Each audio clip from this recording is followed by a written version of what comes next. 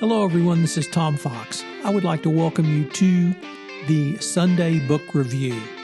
The Sunday Book Review is the series where I discuss books which impact the compliance practitioner, the legal professional, and the business professional. I hope you will enjoy this episode. Sunday Book Review for January 10, 2020, the Nordic Noir edition.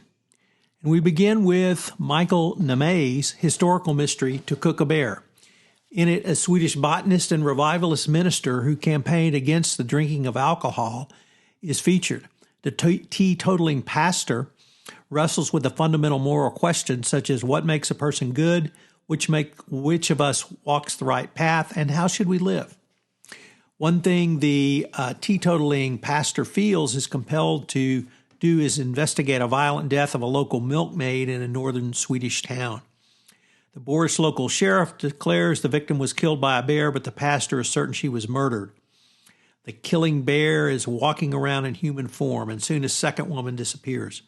To the annoyance of the sheriff, the pastor conducts his own investigation, gathering clues, and tells an assistant we have to think like the attacker. To Cook a Bear is a remarkable book on the inner thoughts of a remarkable person who can smell God in the faint aroma of a tiny flower. Next up, Kjell Eriksson's The Night of Fire. Certain citizens still tussle with existential questions from the time of Kierkegaard. Inspector Liddell is one of them who has left her job in Uppsala. Police forced to live in a decaying rural village and make artisan cheese. Then on New Year's Eve, a fire destroys an old village school, which doubles as a shelter for refugees. 3 people killed and a 4th goes missing. In a seemingly related event, someone phones the Uppsala police station and demands to speak to her. Someone may die, the caller warns. A second fire claims 2 more victims. Is it too late for the retired inspector to make a difference? The Night of Fire is rich with characters struggling to make sense of hate-filled political and moral landscape, quite different from the one they grew up in. And next up, Snowdrift by Helene Tursten.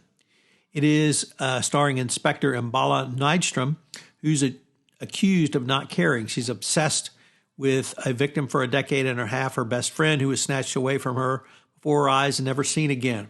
At the start of the novel, she receives a brief, ambiguous telephone call from her long-lost friend, but before she can pursue this lead, duty summons her to a snowbound resort where a guest has been murdered.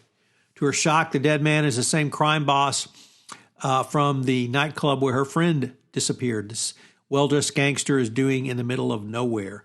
It becomes a interesting case, and it's the 3rd entry in this series, where once again the inspector provides herself to be a force to be reckoned with. A skilled boxer and big game hunter, she's a savvy investigator who can switch from good cop, bad cop in literally a snap of a finger. And finally, Victim 2117, a Department Q novel by Jussi Adler-Olsen.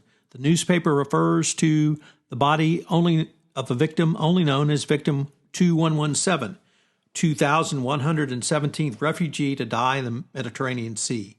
But to 3 people, the unnamed victim is much more, and the death sets off a chain of events which throws Department Q, Denmark's cold case division, led by Carl Mork, into a deep and dangerously personal case. The case that not only reveals dark secrets about the present, but about the past and into the future as well. For a troubled Danish teen whose identity is hidden behind the computer screen, the death of this person becomes a symbol of everything he resents and perfect excuse to unleash his murderous impulses in real life. With the help of Department Q squad, they must finally confront the painful memories and track down this new serial killer who has appeared. This month on The Compliance Life, I feature Natal Shaheda, who is the current CCO at ABB. I hope you will check it out. I'm also going to premiere several other new podcasts in 2021, so I hope you will join those as well. Thanks again for listening. This has been a production of the Compliance Podcast Network.